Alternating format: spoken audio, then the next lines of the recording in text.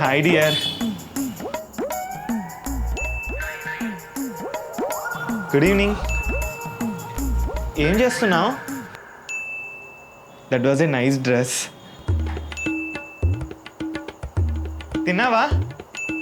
ఎందుకు రిప్లై ఇవ్వట్లేదు? బిజీయా? ఏమన్నా చెప్పొచ్చు కదా.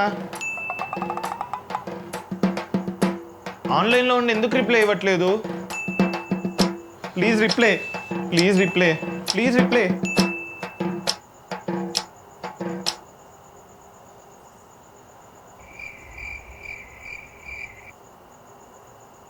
మాటరాని మౌనం